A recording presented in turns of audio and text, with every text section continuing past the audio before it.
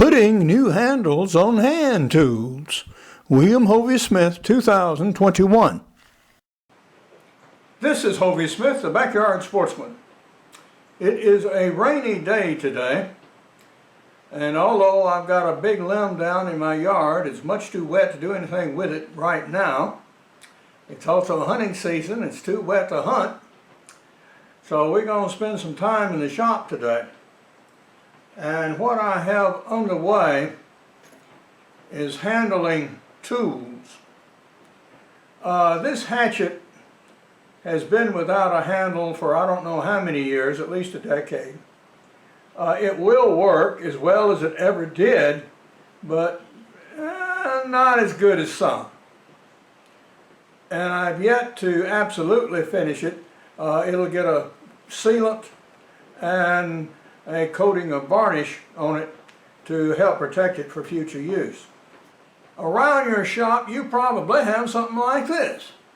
This is a good sized ball peen hammer, and it has been used, and it has obviously been without a handle for some time. And I got this from a friend who has a shop, and he asked me, well, get around to it, put a handle on it someday. And so I'm about to go about doing that. Just for kicks, I picked up a piece of pecan limb here, and it has sort of a nice double swell.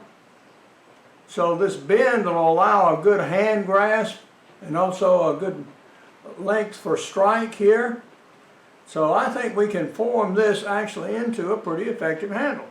So this is what we're going to use for handle.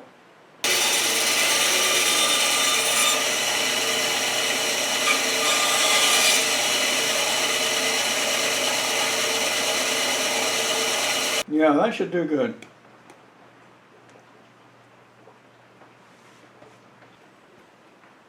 Sometimes the most troublesome problem is actually removing the old head, and see if we can drive it out here in the vise using this large punch, the biggest punch I happen to have.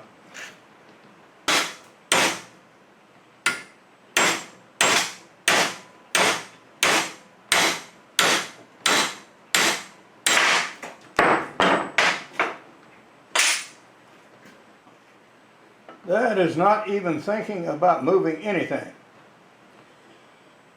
Alternative number 2, drill holes through it. Well, as you can see, we stuck a small bit in the hole. I was just trying to get a pilot hole through, but it may have contacted one of these wedges, and whatever, it's stuck in there. I can't pull it out with vice grips, so we're going to burn it out.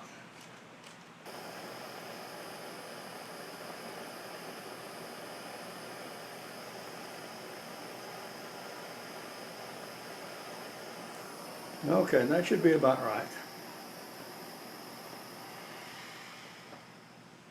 If not, we can repeat the treatment. The stick at its original length had too many twists and turns to actually make for a handle that you could get a straight strike on. So it was necessary for me to shorten it and bevel this edge so I could get a flat. And now I can cut it with the bandsaw and get a flat on this side.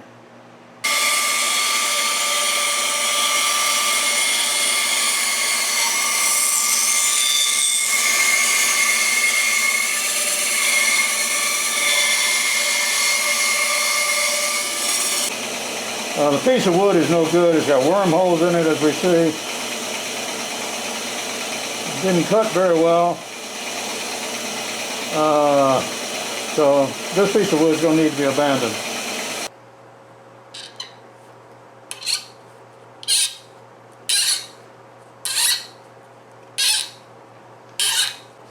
Okay, finally.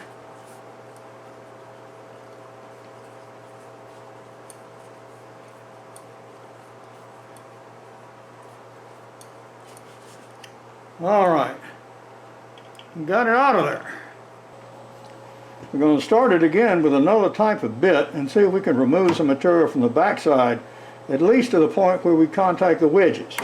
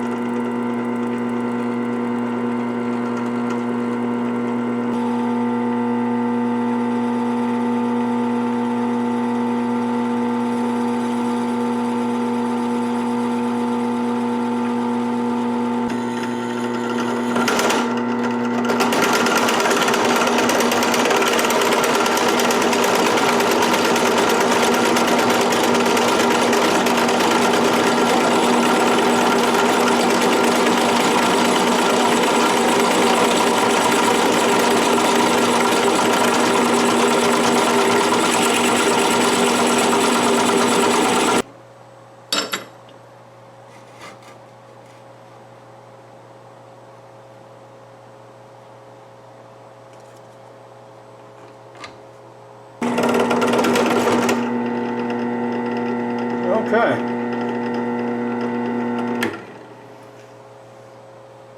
We'll try one more back here and see if we can get that done. The drill is drilled out actually one of the wedges, and material now seems to be fairly loose. I think I can actually knock it out. So I believe we're done some good here. We're now back to the vise and the punch.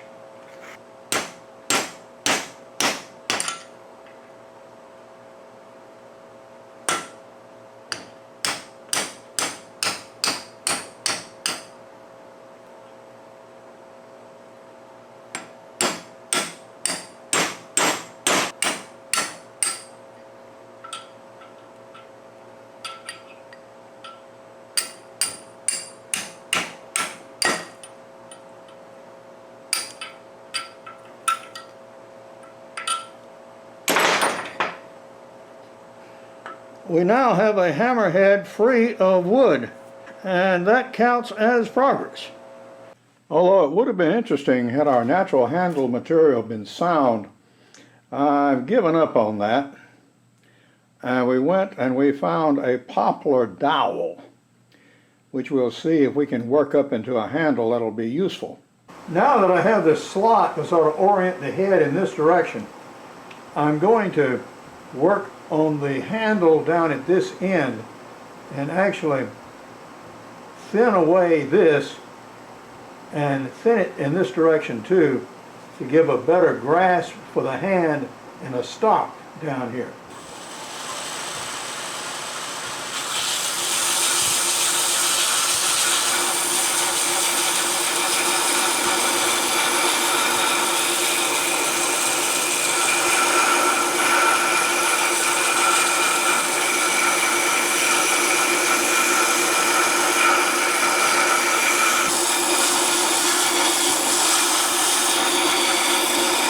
The slot in the head itself is an oval.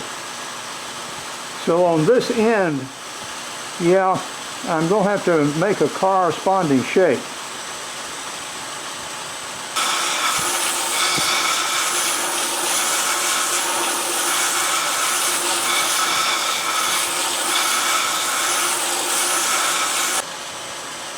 We're now getting somewhat closer to having a fit.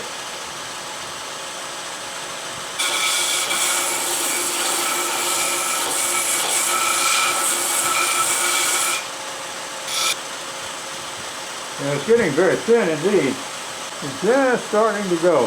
So we can wrap on it a little bit now and sort of halfway seat it.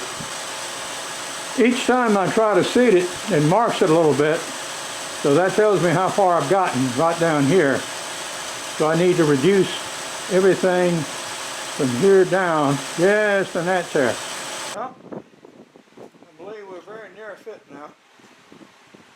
I'm an author, mostly of outdoor books, and one of my outdoor titles is Hunting Big and Small Game with Muzzleloading Pistols. I also have a business series, and my most recent is Make Your Own Job Anytime, Anywhere, at Any Age. And this is available as a softcover ebook or as an audiobook. My novel, Until Death Do You Part, An American Family Meets Their Sicilian Cousins, is now available from Lantern Audio.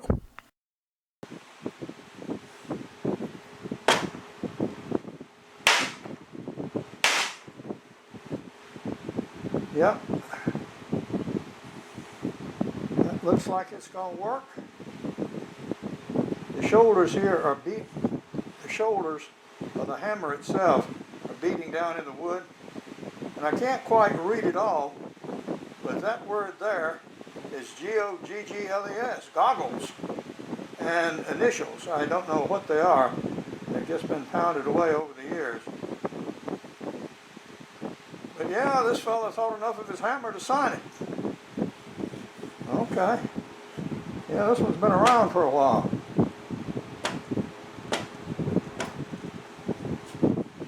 And we'll fit the wedge, trim off the top, and then she'll be fit to go after we put some varnish on it.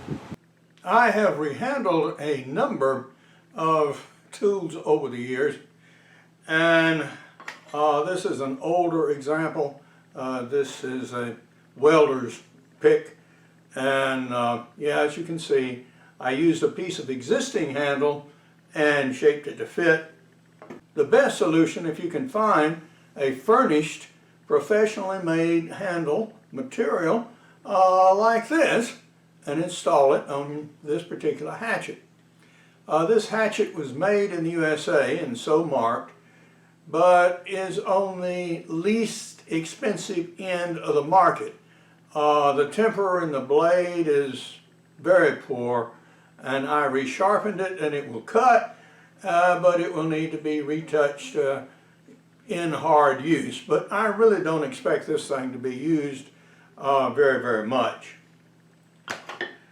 On the ball peen hammer, I wanted to put a longer handle on it. This is a fairly heavy hammerhead, so I wanted to give it a lot of momentum. And unfortunately, I couldn't find very quickly a piece of handle material for it. So this is poplar dowel, available from your local hardware store. And it will sort of work, but is not as strong as hickory or the pecan I tried. Unfortunately, the pecan wood was bug infested and had other problems, like being bent 16 ways from Saturday night. So we have finished. So if you have old tool heads floating around the shop and you'll have some time, yes, you can use the methods I illustrated to put handles on them. Economic, not necessarily so, depending on the cost of your materials. This length of dowel was more expensive than buying a hammer equivalent brand new. Well, that's the way things are. But now, this is Hovey Smith, reminding you to hunt what you eat and eat what you hunt. Be legal, be ethical, be safe, goodbye, God bless, and see you next time. Resist the temptation to burn the handles out of the head of tools unless you have the means of rehardening the tool. I don't think that happened to this particular hatchet because that edge was so badly dulled when I received it. For more information on my books, blogs, and nearly 900 videos, go to www.hoveysmith.com. To find out more about my business books, go to createyourownjobsecurity.com. A treatment of the screenplay based on my novel, Until Death Do You Part, is now available for producers and studios. Hunt what you eat and eat what you hunt. Goodbye and God bless.